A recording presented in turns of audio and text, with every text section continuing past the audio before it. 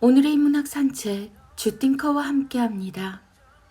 네이버 블로그 김종훈 작가님과의 대화. 동사를 스치면 명사는 영원히 만날 수 없다. 작가, 인플루언서, 강연가, 기업의 대표 등 무엇이 되려는 사람은 매우 많은데 무엇을 하려는 사람은 별로 없다. 작가가 되려면 글을 써야 하고, 인플루언서가 되려면 무언가 꾸준히 해야 하고, 강연가가 되려면 콘텐츠를 쌓아야 하고, 기업의 대표가 되려면 자신을 대표하는 무언가를 일상에서 배우면서 실천해야 하는데, 명사를 가지려는 사람은 많지만 동사는 외면하고 있는 셈이다. 그래서 동사 없이 명사를 가질 수 있다며 온갖 카피로 대중을 유혹하는 각종 학원이 즐비하다. 학원의 카피는 대중의 수준을 증명한다. 당신에게 어떤 꿈이 있든 다음 4줄만 기억하면 이룰 수 있다. 동사를 품에 안으면 명사는 저절로 따라온다. 하지만 동사를 스치면 명사는 영원히 만날 수 없다. 김종훈 작가님의 원래 어른이 이렇게 힘든 건가요? 늘 우아하게 기품 있게. 부산의 한 커피숍에 앉아서 스마트폰으로 글을 쓰고 있는데 방금 인스타그램으로 DM이 하나 왔다. 혹시 지금 작가님 부산 땡땡 지점 커피숍에 계시나요? 맞습니다. 저 사진 좀 찍을 수 있을까요? 당연히 사진 찍을 수 있다고 했고 남편께서 예쁘게 찍어주셨다.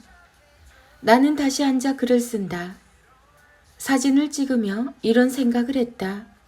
언제 어디에서든 늘 우아한 자세로 앉아 있어야겠다.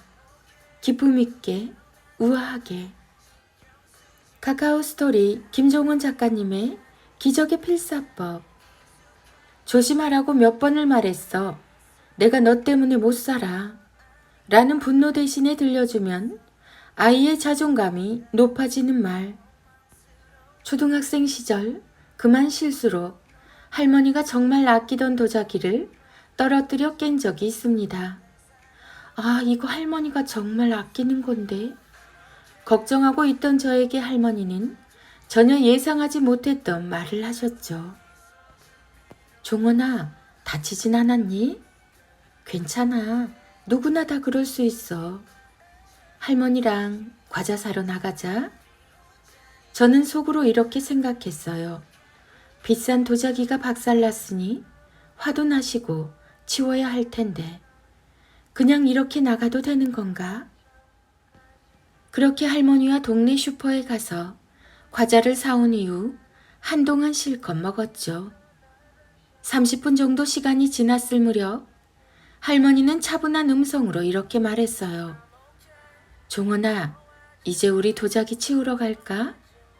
네가 실수로 한 일이지만 제대로 돌보지 못한 내 책임도 있으니 다치지 않게 조심하면서 함께 치우자.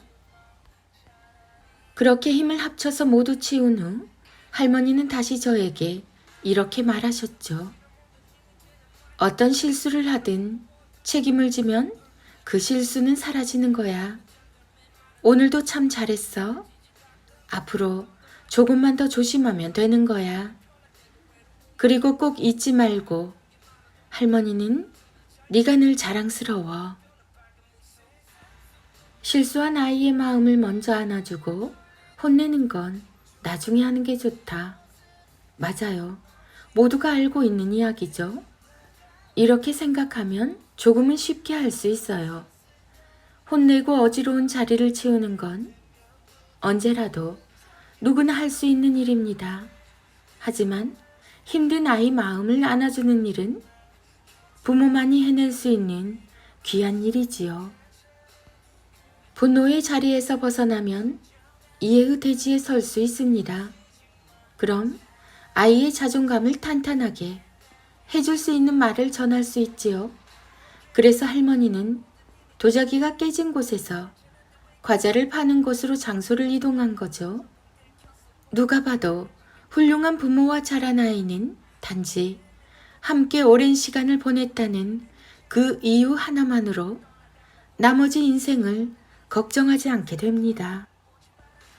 누구도 대신 해줄 수 없는 사랑이 넘치는 시간을 보냈으며 자신도 모르게 온갖 지성과 지혜가 마치 보석처럼 각자의 빛으로 내면에 쌓였기 때문이죠. 훌륭한 부모의 존재 그 자체가 아이의 위대한 내일을 결정합니다. 아이는 세월이 흘러 아무리 늙어도 부모에게 받은 가르침을 잊지 않습니다.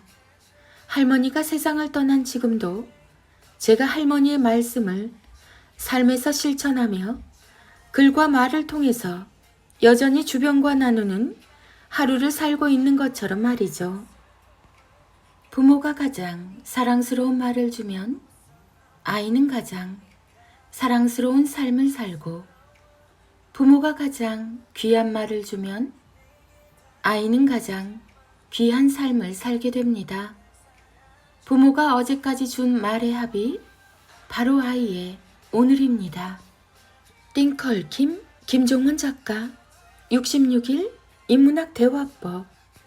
김종원 작가 자녀교육, 부모교육, 책 육아, 홈스쿨링, 대화법, 질문, 초등교육, 초등맘, 자존감, 5세, 6세, 7세, 초등독서, 초등학생, 좋은 글귀, 66일 인문학 대화법.